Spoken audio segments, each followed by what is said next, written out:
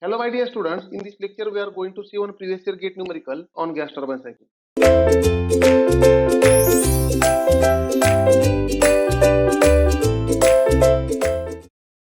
This question was asked in GATE 2020 for 2 marks on gas turbine cycle.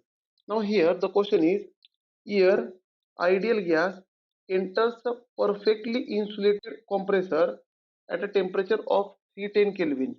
Now here the air is entering into the compressor at temperature of 310 Kelvin. Let us assume this compressor is a part of Brayton cycle. So my dear students, let us draw Brayton cycle or gas turbine cycle.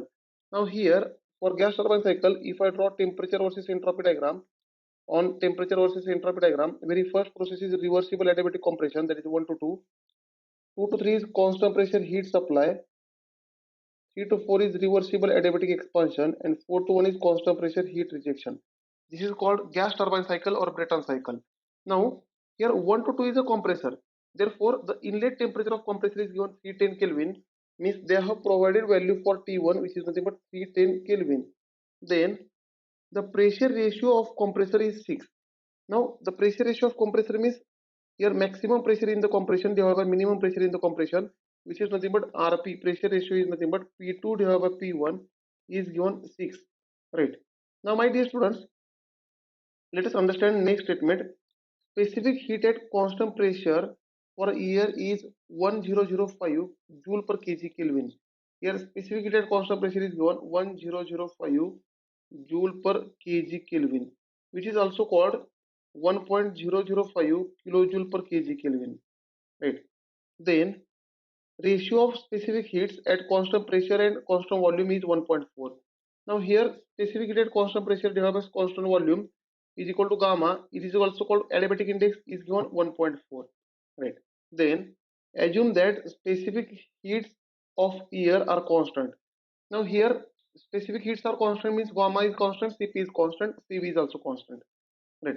If the isentropic efficiency of compressor is 85%, now here my dear students, they have provided efficiency of compressor which is nothing but 85%, means 0.85, means this process from 1 to 2, during this process there are losses, as efficiency of isentropic efficiency of compressor is given, means in compressor there are losses, and as compressor is a work consuming device, in actual condition the compressor will consume more work as compared to isentropic condition, and because of the losses there will be a losses is nothing but friction in the compressor, and because of this friction entropy and temperature at the end of compression increases. Therefore the 2 point will be at 2 dash. Therefore actual compression is 1 to 2 dash.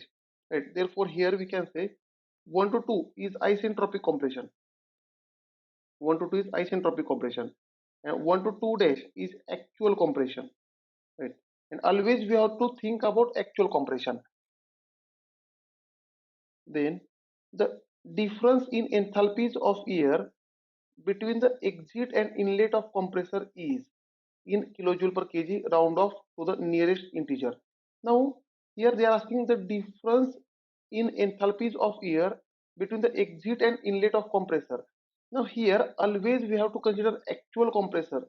Therefore they are asking what is the difference in enthalpy of compressor exit and inlet, that is H2 dash minus H1. This difference is a quotient in kilojoule per kg, means all values we have to use in kilojoule per kg or kilojoule per kg Kelvin for Cp. Right. Now my dear students, to find this, let us find first temperature at the end of compressor. Right. Now enthalpy difference, this H2 dash, we can say this H2 dash minus H1 can be calculated as Cp into T2 dash minus T1, because enthalpy is Cp dt. Therefore to calculate this enthalpy difference we have to calculate Cp already given, we have to calculate T2 dash, and we have to calculate T1 which is already given, means here T2 dash is unknown, so we have to calculate first T2 dash. Now my dear students, 1 to 2, here 1 to 2 is reversible adiabatic compression, that is isentropic compression.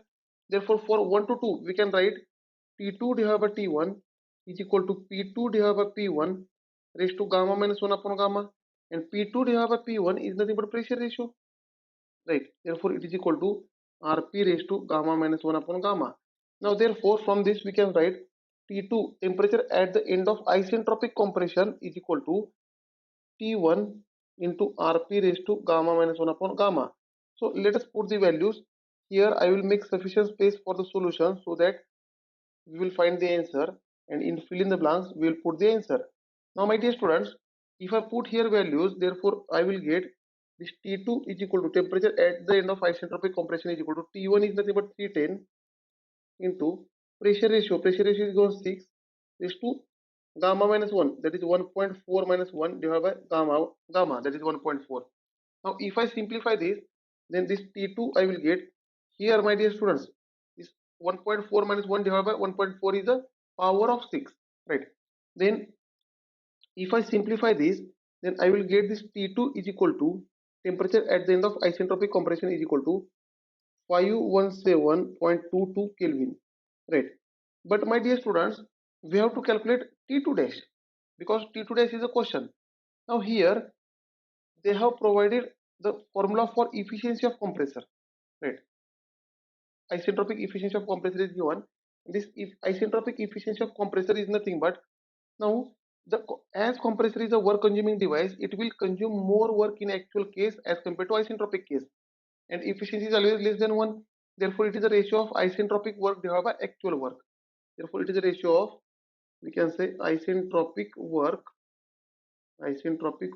divided by actual work. This is called isentropic efficiency of compressor. Therefore this efficiency of compressor is equal to isentropic work is 1 to 2, that is we can say H2 minus H1 divided by the actual work is H2 dash minus H1. Actual work is H2 dash minus H1, right? So my dear students, from this also directly we can calculate H2 dash minus H1.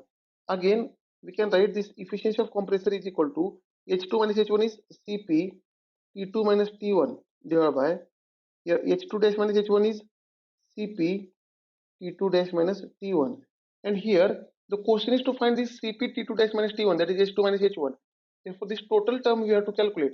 So my dear students, let us calculate this total term, right?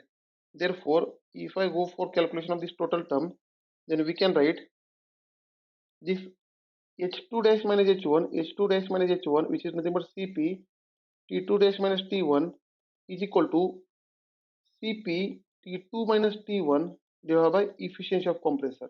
Let us put here values. Therefore is equal to Cp is given 1.005, T2 we have calculated as 517.22 minus T1 is 310 divided by efficiency of compressor is given 0.85, right? Efficiency of compressor is given 0.85.